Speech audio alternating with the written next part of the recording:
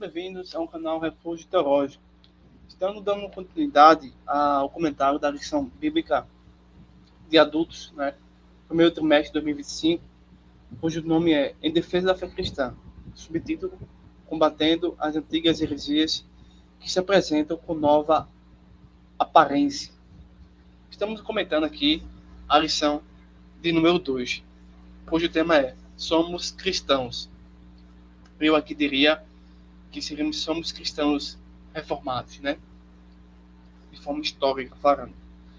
O texto áureo se conta em Atos capítulo 15, versículo 19. Pelo que julgo que não se deve perturbar aqueles dentre os gentios que se convertam a Deus. A verdade prática. O cristianismo é uma religião de relacionamento pessoal com Cristo ressuscitado e não um conjunto de regras e ritos. Então, diferentemente de qualquer outra religião, o cristianismo ele tem um relacionamento vivo, real e intenso com a segunda pessoa da Trindade, que é Jesus Cristo. Ele ressurreto, não ele morto. Ou seja, todas as religiões têm algum tipo de Salvador, algum tipo de Deus, enfim, mas todos eles foram mortos. Então, eu gosto de dizer sempre o seguinte, que uma das principais argumentos que a gente pode dizer aqui é o seguinte: a morte. A morte destrói qualquer um. A morte destrói qualquer um. Porém, quando a morte encontrou Jesus Cristo, o negócio foi diferente. Ou seja, nenhum líder religioso, enfim, pode vencer a morte, a não ser e somente Jesus Cristo. Você pode até ser participante do espiritismo, do candomblé, da umbanda, do testemunho de Jeová, do catolicismo, mas todos eles morreram. E acabou-se. Não há esperança. Não há como evocar o nome nenhum deles. Mas o nosso não. O nosso, de fato, morreu, mas depois de 3 dias, conforme as profecias, ele ressuscitou. E ele ressuscitou no mesmo corpo. E por causa disso, ele venceu a própria morte. Bem? Temos a leitura bíblica em classe, que é o Gálatas capítulo 2, versículo 1 ao 9, verso 14. Mas a gente vai estar aqui já na introdução, no comentário, Bem, a igreja herdou dos judeus muitas ideias e práticas no campo teológico e ético, visto que a jornada histórica da igreja começou em Jerusalém no dia de Pentecostes, numa comunidade judaica. Esses pontos de intersecção levam alguns a confundir a lei de Moisés.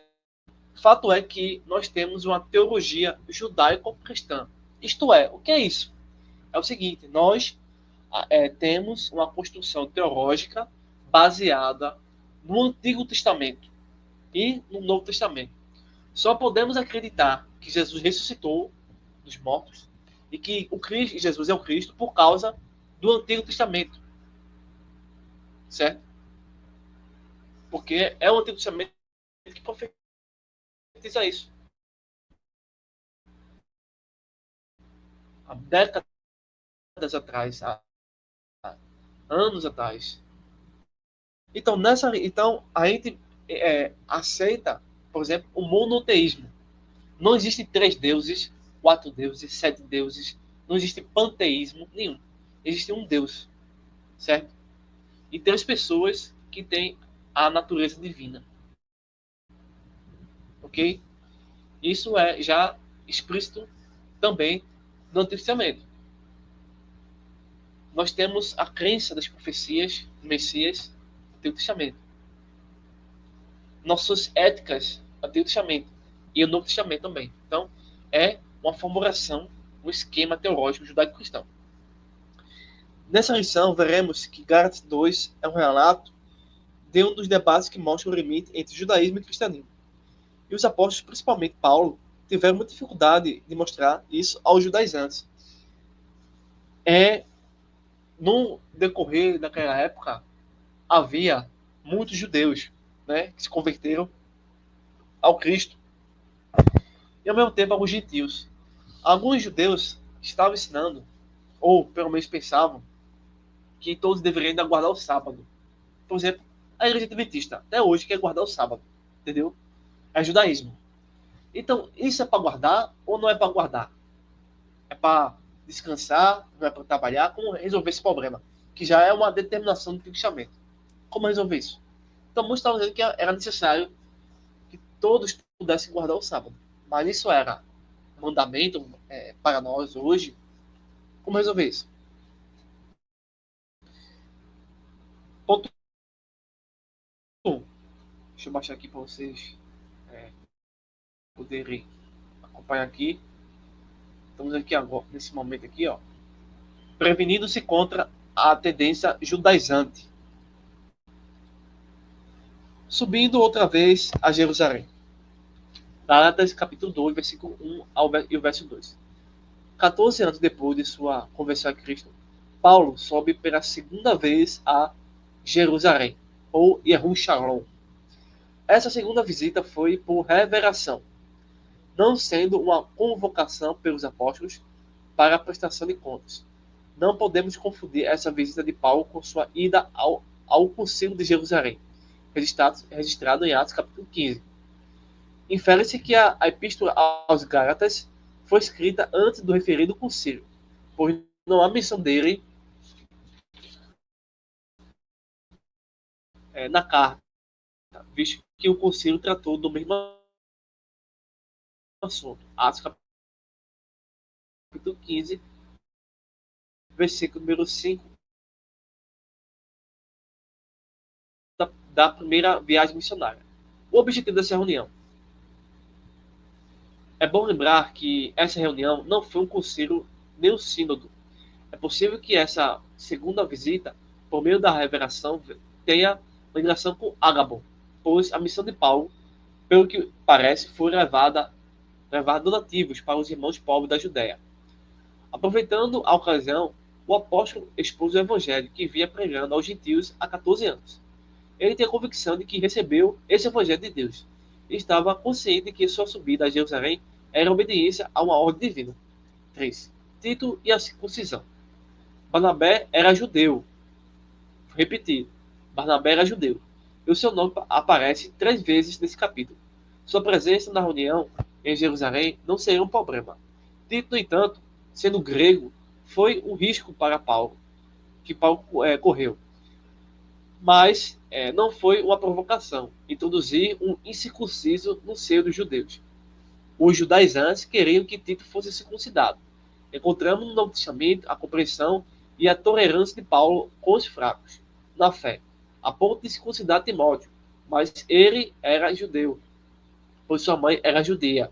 No entanto, essa reunião em Jerusalém, onde expôs o evangelho que Paulo pregava aos gentios, ele não cedeu nem um pouco, nem por uma hora. Isso por 2 razões. Tito era grego, e porque estava em jogo a verdade do evangelho e o futuro do cristianismo. Então, houve não somente a questão do sábado, mas também a questão da circuncisão. Todo o judeu deveria ser circuncidado. E os novos integrantes do cristianismo deveriam ser circuncidados ou não. Então, esses rituais, essas cerimônias, esses atos e outras coisas que eram práticas do Antigo Testamento, que o povo judeu fazia, né, como comer isso, comer aquilo, deveria ser passado por gentios ou não? Como resolver isso? E não criar nenhum tipo de guerra entre eles no que diz respeito à compreensão correta das interpretações presentes no Antigo Testamento. Como resolver, como solucionar isso sem distorcer ou alterar os ensinamentos óbvios do Antigo Testamento. Então, aconteceu essas questões e Paulo vai resolver isso por meio da vontade de Deus e do ensinamento do Espírito Santo. 2. Tendências judaizantes no início da igreja. Veja que no começo a gente está contra essa tendência, tá? De judaizar os gentios, certo? E aqui, ele, Tito, né? Os judaizantes que Tito fosse circuncidado. Encontramos no Novo Testamento a compreensão e a tolerância de Paulo com o fraco na fé, a ponto de circuncidar Timóteo, mas ele era judeu, pois sua mãe era judia. certo? Então, Paulo sabe bem consegue resolver essa questão. 2. Os irmãos da Galácia estavam vivendo outro evangelho. Isso deixou Paulo estarrecido atônito pela rapidez do desvio deles.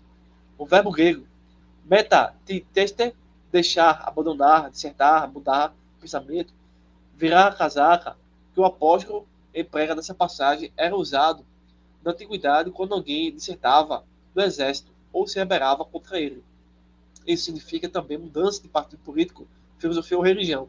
Em outras palavras, aqueles irmãos gálatas estavam abandonando a fé. Ou seja, estavam saindo da simplicidade do evangelho, da direção do evangelho do cristianismo, e voltando à prática judaizantes.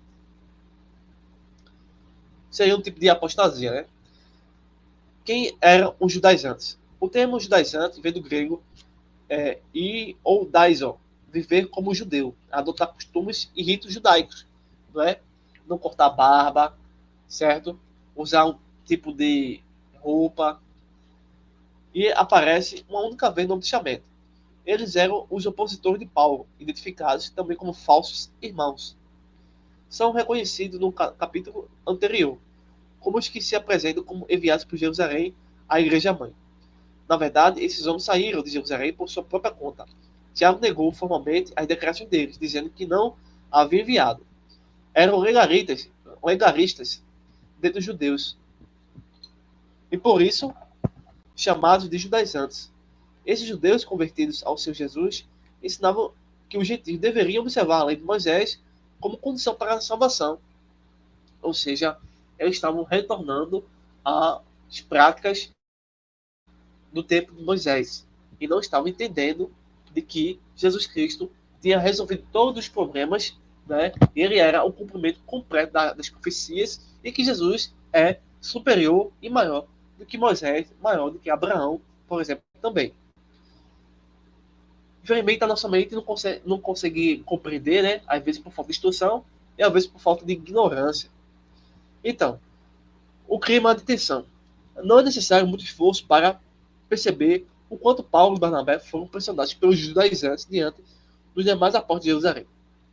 A luz do versículo 9, parece que somente João, Pedro e Tiago estavam presentes. Os outros apóstolos deveriam estar em plena atividade missionária em outras regiões. Os judaizantes, chamados de falsos irmãos, conseguiram furar o bloqueio e entraram sem serem convidados à reunião. Eram inimigos da liberdade cristã, do evangelho de Paulo e do próprio cristianismo. O pior de tudo é que essas pessoas estavam infiltradas na igreja e conseguiram até entrar em reuniões apostólicas. Pessoal, se isso aconteceu na época do apóstolo Paulo, essa infiltração, certo? O que dizer de hoje em dia? O que dizer do que acontece nos nossos púlpitos, tá? Aqui. Eram inimigos da liberdade cristã, do evangelho de Paulo e do próprio cristianismo. O pior de tudo é que essas pessoas estavam infiltradas na igreja. É como se fosse o seguinte, eles têm a carteira de membro, eles são dizimistas, eles são participantes da EBD, líderes da EBD, eles são até mesmo diáconos, entendeu? Eles realmente faziam parte daquela estrutura da igreja, porém eram falsos irmãos. E aquela prática foi sendo descoberta através das próprias intenções deles, dos ensinamentos falsos deles. E aí, os apóstolos de Cristo começam a trazer apologética, a trazer a defesa da fé, a trazer o verdadeiro ensinamento contra essas falsas doutrinas. E hoje em dia, talvez não tenhamos judeus entrando aí nas sessões de igreja, né? De forma silenciosa, de forma sorrateira. Mas temos muitas feministas nas suas igrejas, temos muitos homossexuais nas suas igrejas, temos muitos comunistas nas suas igrejas. Eu conheço aqui em Pernambuco um bocado, que inclusive fazem parte até da direção de seminário, de faculdade teológica. Eles estão aí. Eles conseguiram se infiltrar estão levando milhares, centenas de pessoas a um abismo profundo. Temos aí até mesmo ateus ensinando teologia em faculdades, céticos ensinando teologia. E o cristão sem direção acaba recebendo esse ensinamento e acaba se perdendo. Então, aí está aí um aviso, um alerta para os dias de hoje, né? Existem outros movimentos, que não é só os judaizantes, que se infiltram em nossas igrejas. Então, a gente precisa de um pastor, de um diácono, de um líder de DBD atento a essas situações, entendeu? Para as ovelhas não se perderem, certo? Eu conheço também, uns 10 anos atrás, eu acho que talvez aqui tenha contado já, em algum outro vídeo, inclusive até dentro da igreja pentecostal, ele ia ser pastor, mas ele era, cadê meu Deus? Ele não acreditava na Trindade. Então, como é que a igreja evangélica aceita um cara para ser pastor, mas ele ensinava, pessoal, teologia ocultamente, né? Naquela época eu não conhecia teologia e tal. Eu fui ouvi uma vez e ele confessou, eu não acredito na Trindade. Então, muitas vezes, as pessoas que estão aí dirigindo um cargo, não é porque Deus chamou, não é porque tem qualidade, chamado, potencialidade, mas é porque tem condições financeiras, e essas condições financeiras camufla a intenção dessa pessoa. Não estou dizendo que são todos os casos, mas pelo que eu conheço são esses. Né? Enfim. Bem, ponto 3. A tendência judaizante de hoje em dia. Aqui, ó. O mesmo evangelho. O evangelho é um só, não há dois. O evangelho de Pedro e de Paulo também chama, respectivamente, de evangelho da circuncisão e da incircuncisão. São meras formas de apresentação, pois o conteúdo é o mesmo. Ambos receberam uma incumbência da parte de Deus, mas com audiência diferente. O compromisso de Paulo era com os gentios. Ele foi constituído por Deus apóstolo doutor dos gentios, para pregar aos não-judeus. E de Pedro era com os judeus, mas a mensagem é a mesma.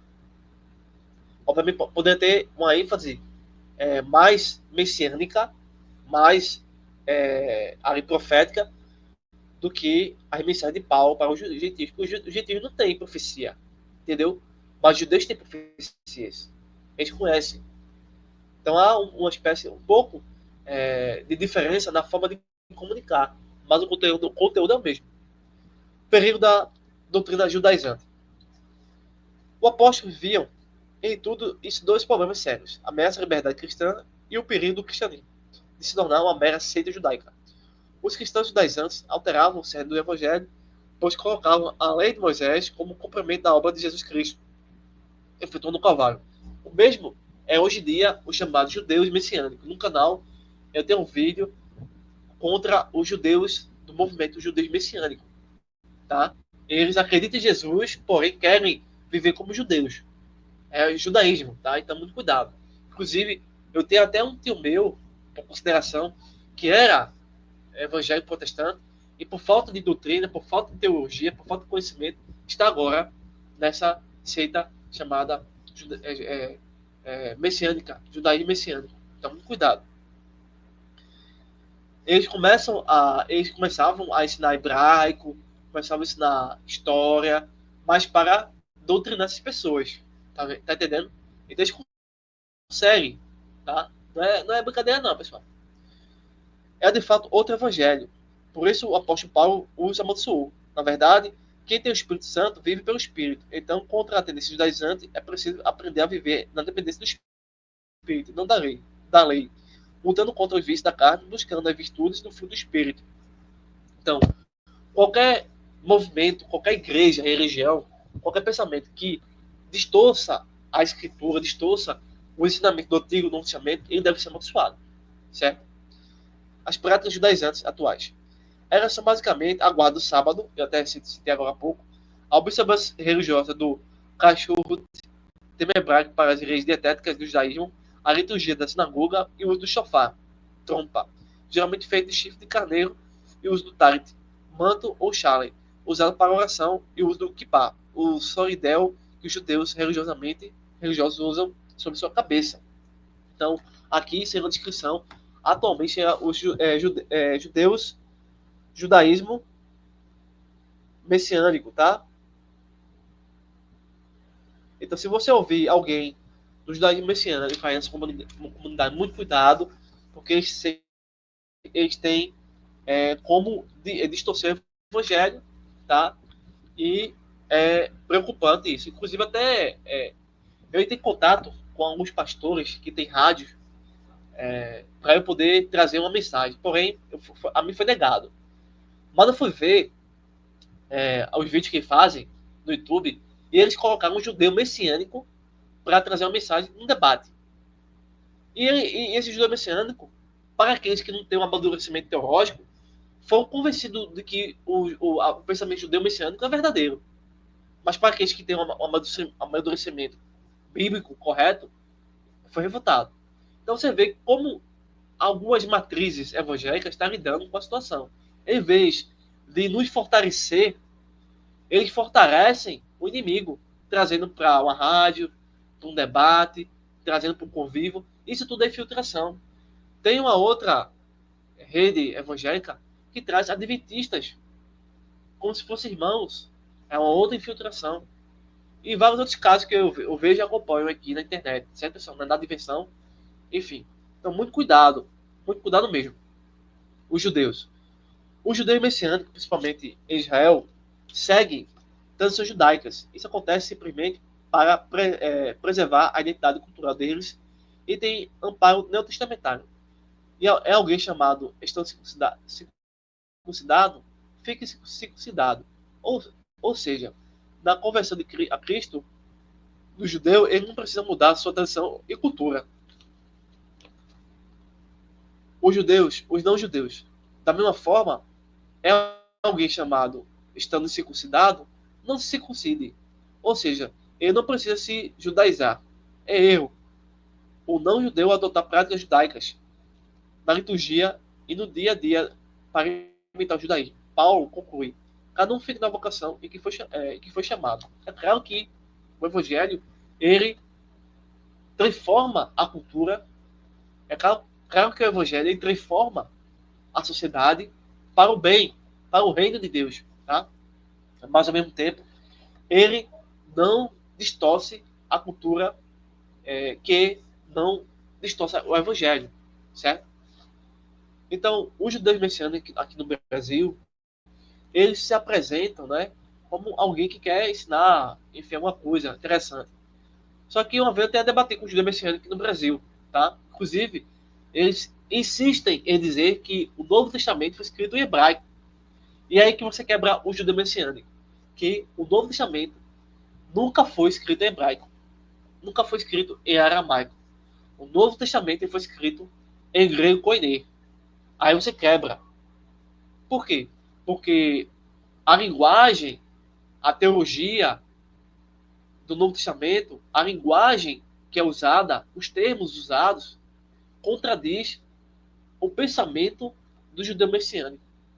E eles querem a todo custo colocar as palavras hebraicas onde não existem. E assim manipular as informações e conseguir mais adeptos. Então, se baseia nisso, que o Novo Testamento foi escrito em grego. E ele auxilia-nos a corrigir pensamentos messiânicos judeus, certo? Do judaísmo messiânico, que é uma seita, certo?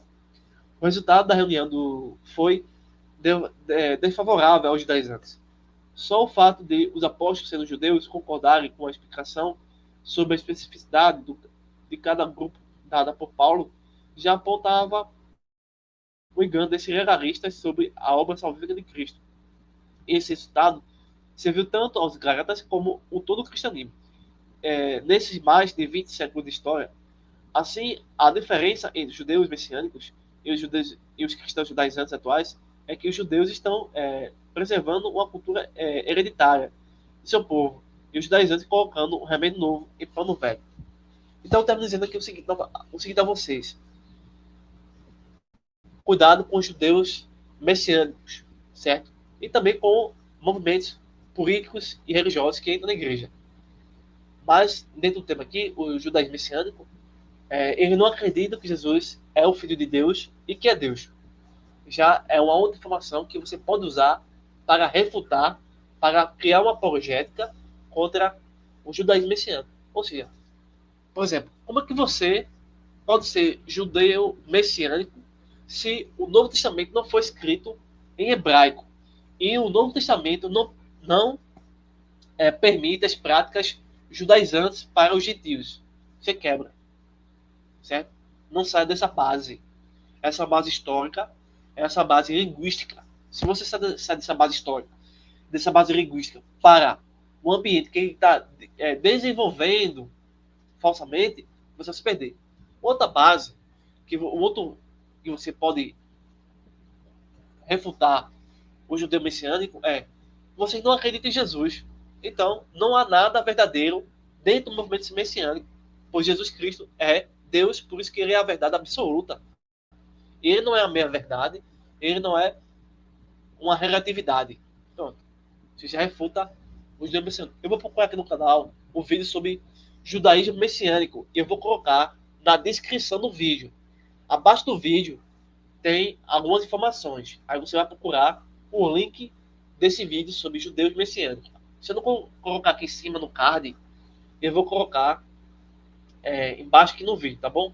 Ao terminar esse vídeo, verificará sobre judaísmo messiânico. Você vai ter mais aí apologética de defender a fé cristã, tá bom? Se você gostou desse vídeo, compartilhe, se inscreva, deixe sua opinião, tá bom? Forte abraço e bom estudo.